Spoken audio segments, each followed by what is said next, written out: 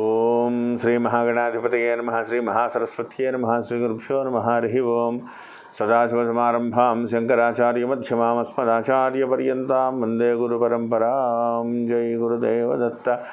పరమేశ్వర స్వరూపమైనటువంటి సృష్టికి నమస్కారాలు చేస్తూ సెప్టెంబర్ 1వ తారీఖు నుండి అక్టోబర్ 1వ తారీఖు వరకు గల మీనరాశి వారికి సెప్టెంబర్ నెల మాస ఫలితాలు ఏ విధంగా ఉంటాయి మీకు నేను తెలియజేస్తాను. మీనరాశి వారికి ప్రారంభములుగా అయితే 6వ స్థానమందు ఉన్నటువంటి రవి, 5వ తారీఖు నుంచి 7వ స్థానమందు ఉన్నటువంటి కుజుడు, 14వ తారీఖు నుండి లాభమందుకు వెళ్ళబోతున్నటువంటి గురుడు, ప్రారంభములుగా అయితే లాభమందు ఉన్నటువంటి శనీశ్వరుడు, తృతీయమందు రాహువు, భాగ్యమందు కేతువు. ఒక రకంగా చాలా బాగుందని చెప్పాలి. షష్ఠేరవౌ సుసౌఖ్యాతు అనేటువంటి శాస్త్రవచనం. 6వ స్థానంలో రవి ఉంటే సుఖమైనటువంటి జీవితాన్ని ఇస్తారు, అనుకూలమైనటువంటి పరిస్థితులను కలగజేస్తారు. తీసుకునేటువంటి ప్రతి నిర్ణయం కూడా సంచలనమే. ఒక పందెం కాసినా, ఒక లాటరీ తీసినా, ఏదైనా ఒక పని చేసినా ప్రతి విషయంలోనూ కూడా మీదే పైచేయి అవుతుంది. సంచలనాత్మకమైనటువంటి నిర్ణయాలు తీసుకుంటారు. అంటే ఈ గోదావరి ఇదేస్తాను అని మనసులో అనుకుంటారు. అలా అంటే ఇదేస్తారని కాదు, అలా అటువంటి నిర్ణయాలు మిమ్మల్ని మనస్సులో వస్తూ ఉంటాయి. పెద్ద పెద్ద ప్రాజెక్టులు చేపడతారు, విజయపథంలో కంప్లీట్ చేయగలుగుతారు. అయితే 5వ తారీఖు తర్వాత కుజ సంచారం 5వ తారీఖు నుంచి 14వ తారీఖు వరకు మాత్రం చాలా జాగ్రత్తగా ఉండాలి. సెప్టెంబర్ 5వ తారీఖు నుండి సెప్టెంబర్ 14 వరకు కూడా జాగ్రత్తగా ఉండాలి.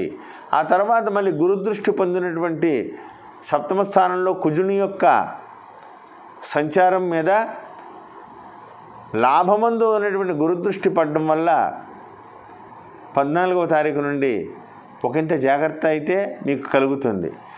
ఈ లోపల వాహన ప్రమాదాలు జరగకుండా అతి జాగ్రత్తగా ఉండాలి. ఎత్తు ప్రదేశాలకు ఎక్కే ముందు జాగ్రత్త. డాబాలు ఎక్కి పైనుంచి కిందకి చూడడం ఇలాంటివి చేస్తే కళ్ళు తిరిగి కింద పడేటువంటి ప్రమాదం కూడా కనబడుతుంది. ఫ్రాక్చర్స్ అవ్వడం ఇలాంటి ఇబ్బందులు కలగకుండా ఉండాలంటే అతి జాగ్రత్తగా ఉండండి. ప్రతి విషయంలోనూ కూడా దూరపు ఆలోచన చాలా అవసరము. మీ నమ్మకం ఎప్పుడు కూడా ఆత్మబుద్ధి సుఖం చేయవ. మీ మనసులో వచ్చినటువంటి ఆలోచన ఎప్పుడు కూడా మిమ్మల్ని సుఖపెడుతుంది. భయపడవలసినటువంటి పని లేదు. అయితే వివాహమైనటువంటి స్త్రీలు అయితే ఎంత కష్టపడి పనిచేసినా అత్తమామల్ని నేను మెప్పించలేకపోతున్నాను అని మానసికంగా ఇబ్బంది పడుతున్న వాళ్ళకి ఈ నెలలో మీరు ఇచ్చేటువంటి సమాధానం వల్ల అనేక రకాలుగా అభివృద్ధి పదంలో మీరు దూసుకు వెళ్తున్నారని ఎదుటి వ్యక్తులకు అర్థమవుతుంది.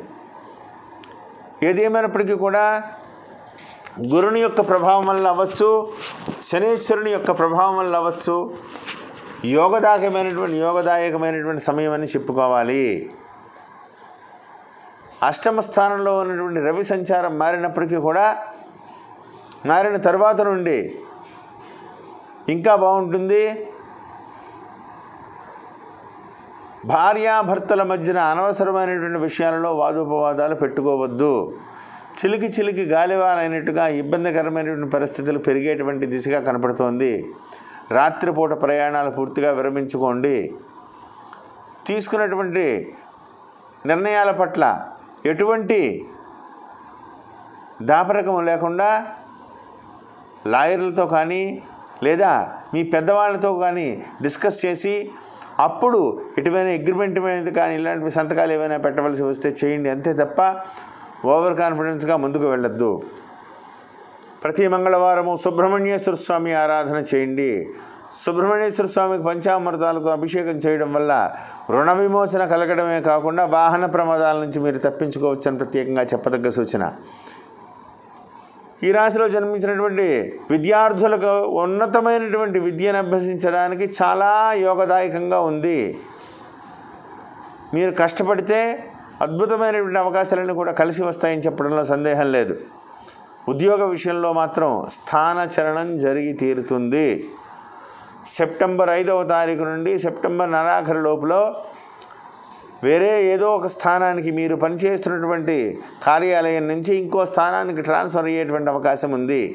కాబట్టి ఆ దిశగా ఆలోచించి నిర్ణయాలు తీసుకోండి.